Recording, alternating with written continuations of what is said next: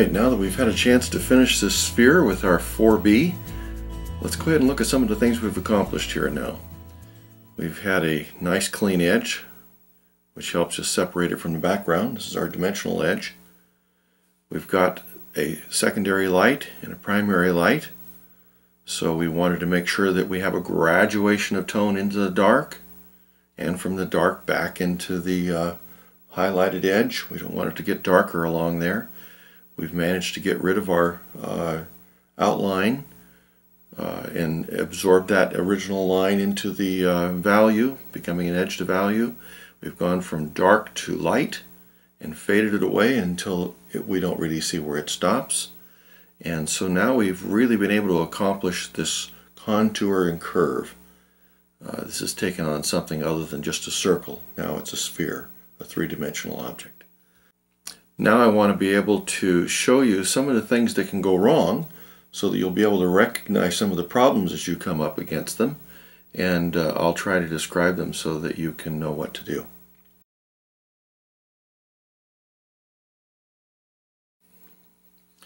Alright, now I know this is very dark, but it's one of the things I want you to make sure that you stay away from, because we don't want our coloring book edge. We don't want this to be a dominant edge. We want it to be very light, just light enough that we can see it, so that we don't have to worry about that dictating to us how much value needs to be put up against that line to make it go away. So this is basically what would happen if I had a very light value and I tried to show my contour and curve by getting it lighter and lighter as it goes. It would be impossible for me to expect this to look like a highlight, a secondary lighting, and have it be effective with this outline. So you can see that that's one of the things that's just going to not work. Okay, so that's one of them. A dominant line.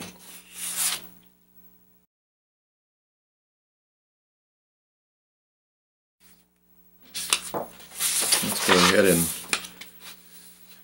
and take a look at a line that isn't quite so dark, but still it's very dominant. And again, this is almost the same thing, but I want to show you what would happen if I had to try and meet that value and then expect it to be a very light line.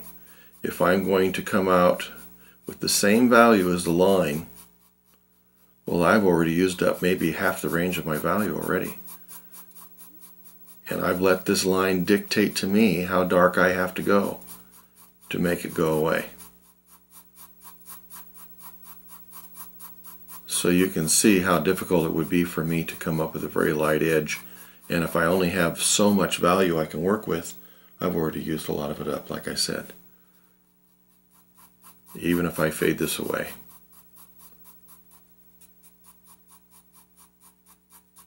This would definitely be illustrating the fact that we've only got one light source. All right.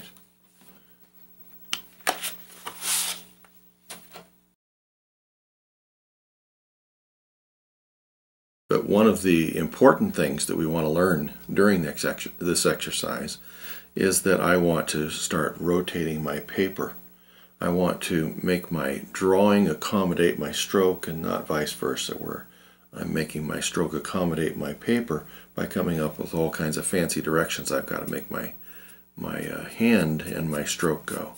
So now if I was coming in here though and I didn't pay any attention to rotating my picture, I'd start running into a problem in that my space gets wider and wider and wider.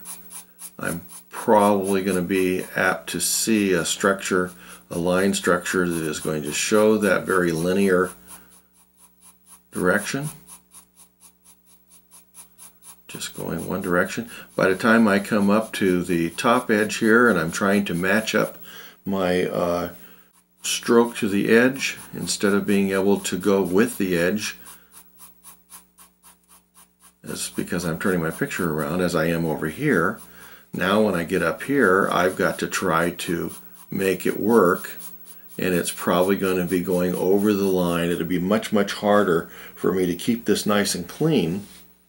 And now I've got to come back down here,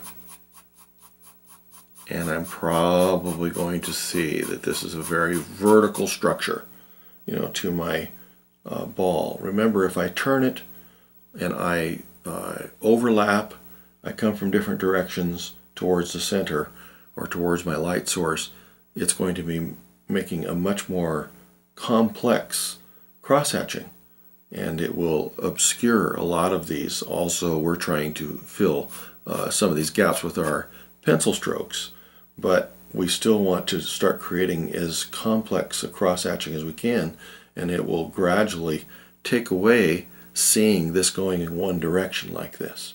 So we really want to be careful of this.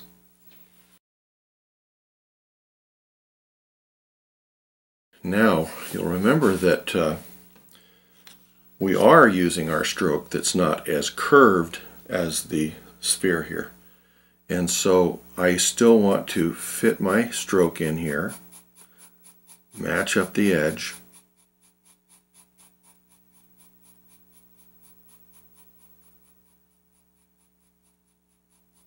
and okay, we've got that all nicely. That edge is starting to develop there. We've got some value to work with. I'm lengthening out my stroke, and I forget all about one very important thing, which is something I want you to think about almost without fail. In almost everything you do in this method, I want you to think curve. So this is what would happen if I just come out here and I use a flat value. I'm not thinking about fading it away. And look at how now that structure that we are using basically becomes very evident and dominant. Let me turn this around to show you what would happen if I turn and come from the other direction here as well.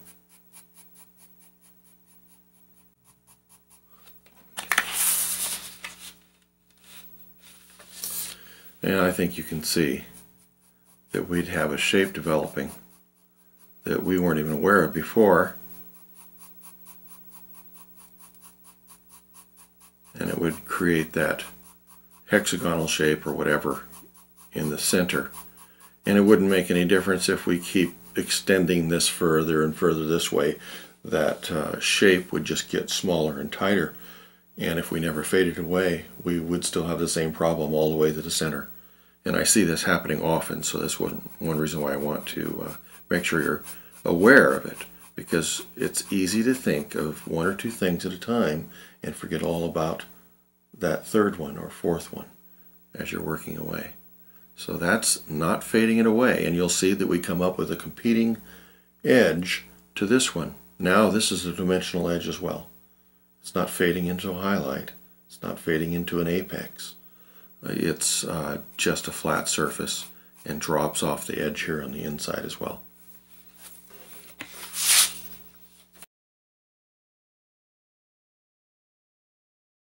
This one here, let's just see if I can create this. I'll try to make it a little more obvious than, even if I'm fading this away.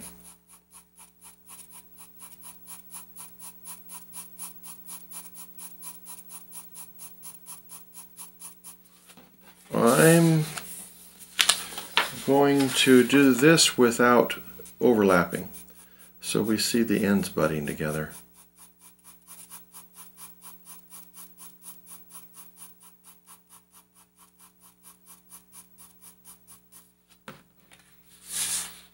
And if I don't overlap, it's just a huge problem. And again, when we start working on a face, you're not going to want to see these kind of shapes starting to develop in a face.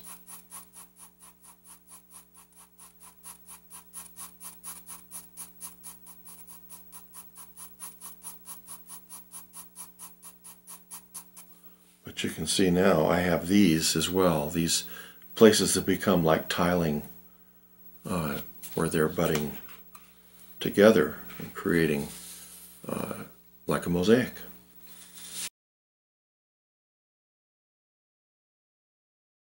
This one here, I want to show you what would happen if I'm trying to conform to the circle, and okay, so I have my stroke down pretty well, but if I try to conform with the circle, I'm less apt to be able to put these next to each other and fill the gaps quite as easy. Might be able to do okay, let's say, but now I'm going to turn this, but I'm going to try to put them end to end. It seems logical. And I'm just going to continue on around here.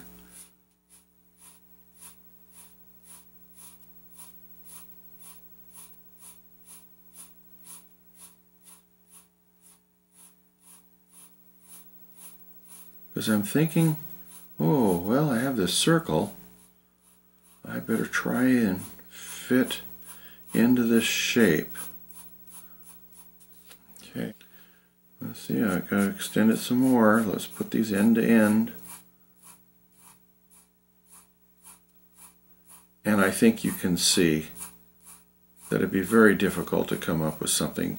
Even if you were able to refine this down, you wouldn't have near the control. You wouldn't have the opportunity for that complex cross-hatching that really makes this sphere so effective when we put it together with an overlap and a fading away. If I keep going all the way around, I'm going to see a very circular structure to this. It's going to be pretty obvious. And as I go closer and closer to the center, my circular structure just gets smaller and smaller and smaller until sometimes we end up with kind of a bullseye in the middle. And I just don't have near the control. I don't have that ability to incrementally move my stroke, and it takes it away from that wonderful flow and grace that I'm so anxious to see in my picture. So you think you can see what the problems are there.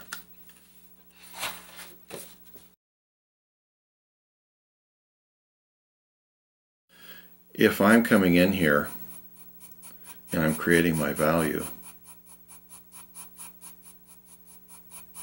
and I start lengthening out my strokes and I have those gaps, and even though I'm going to turn it now to accommodate my stroke,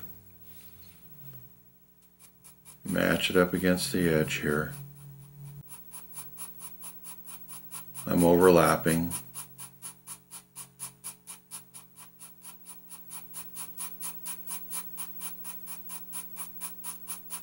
and I'm not worrying about filling the gaps. Well, I'm ending up with something almost the same as that one where I wasn't overlapping. Almost exactly the same as that one I was telling you about before. It doesn't have quite the point where it meets here because I'm overlapping. But if I don't fill the gaps, I have something that is going to look like a ball of yarn or string or something quite different. So I think you can see where we're going to run into problems with this. We wouldn't want this to become our cheek.